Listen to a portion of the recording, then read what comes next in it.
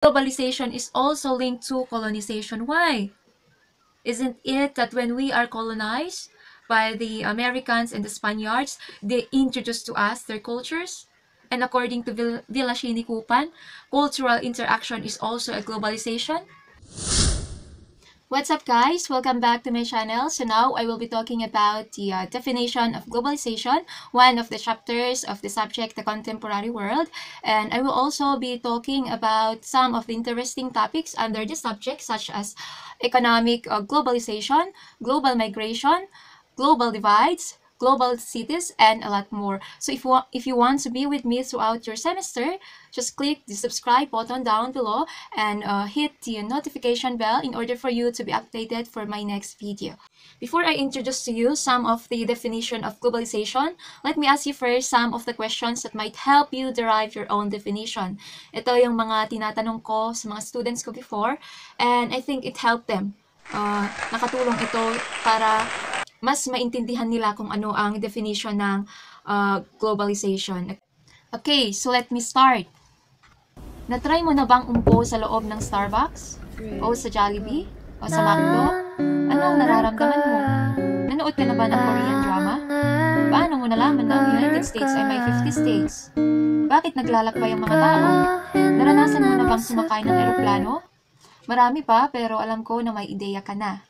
Ngayon, magsisimula na tayo, pero ano ba ang dapat mong matutunan pagkatapos ng video na ito? Okay, so after this video, you are expected to know the definition of globalization, and also you are expected to identify the starts of globalization, since I will be introducing to you some of the metaphors of globalization that help you define or identify the start and the definition of globalization.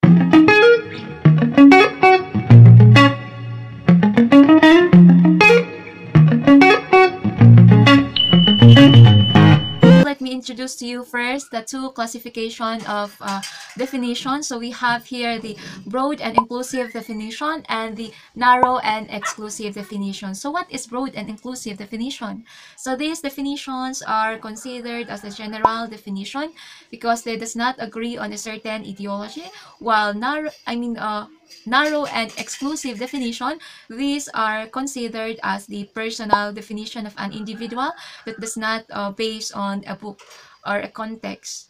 And then they define the word basing on their own experience or on how they perceive it. Mamaya magbibigay ako ng sample at kayo na ang mag-a-identify. So now magtatanong ako. So what is globalization? Pwede nyo bang isulat dyan sa comment section ang inyong sagot? Or isulat nyo kung may hawak kayong papel, magsulat kayo ng at least 2 words. 2 words na definition ng globalization para pagkatapos nito, titignan natin kung tama ang iyong sagot or tama ang iyong ideya. Okay, so let's start. Okay, so ang dami kong nalista or ang dami kong nabasang definition ng globalization, pero ang ibibigay ko sa inyo ay 3 para kayo naman ang magbigay ng iba. Okay, so the first one is the definition of Thomas Larson. So he said that globalization is the process of world shrinkage, getting shorter, things moving closer. It pertains to the increasing ease with which somebody on the other side of the world can interact to mutual benefit with somebody on the other side of the world. So, anong sabi ni Thomas Larson? Okay, so sabi niya, ang globalization daw ay isang proseso kung saan ang mundo ay papaliit ng papaliit ng papaliit at ang lahat ng bagay ay bumibilis. Ang oras nagiging short time na. So, bakit niya nasabi ito? Sabi pa niya, pataas ng pataas ng pataas ang interaksyon ng mga tao sa iba't ibang bansa sa iba't ibang bansa. So, anong ibig sabihin yan? So, totoo ba na nag-i-interact ang mga tao sa ibang bansa sa ibang bansa? Sa ano yung ibang bansa? Ibang bansa. So, sa Pilipinas at sa United States. So, sabi niya, dumadami daw ang interaction ng mga tao sa iba't ibang bansa. Okay, so that is according to Thomas Larson. Pero bakit kaya niya nasabi yon? So, ano sa tingin nyo? Ano naman ang sabi ni Villashini Kupan? Okay, so ang sabi niya, it is a process of cross-cultural interaction, exchange, and transformation. Okay, so iba naman yung sa kanya. It's a cultural interaction wherein the people from other culture interacts with other culture. That is already globalization. What about Martin Core? Okay, so according to him, globalization is what we have in the world have for several centuries called colonization. So colonization, globalization is also linked to colonization. Why? Isn't it that when we are colonized by the Americans and the Spaniards, they introduced to us their cultures? And according to Villashini Kupan, cultural interaction is also a globalization. So last, I will introduce to you the definition of Manfred Steger. He said that globalization refers to the expansion and intensification of social relations and consciousness across world time and world space. Sa apat na yan, can you identify now the two classification of definition?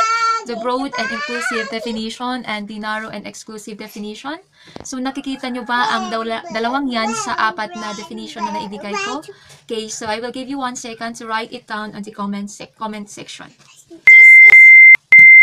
Okay, so tapos na? Alright, so saan dyan ang broad and inclusive? Okay, so yung huli. Bakit yung huli? Kasi naka-generalize siya. So kay Manfred Steger. Kung mapapansin ninyo, kay Manfred Steger, wala siyang natatamaang ibang ideology. Hindi siya naging political scientist, hindi siya naging cultural scientist at information and technology scientist. Pero sa ibang author like Villashini Kupan and Martin Core, napapansin niyo na nakafocus lang. So yung isa, historian. Yung isa, historian din, pero nakafocus sa culture kay Villashini Kupan. Ganyan din naman kay yung una si Thomas Larson. Habang kay Manfred Steger, sabi niya dito na ang globalization ay ang mabilisang pagdami or pagtaas ng social relation ng mga tao sa iba't ibang bansa, sa iba't ibang lupalop ng bansa.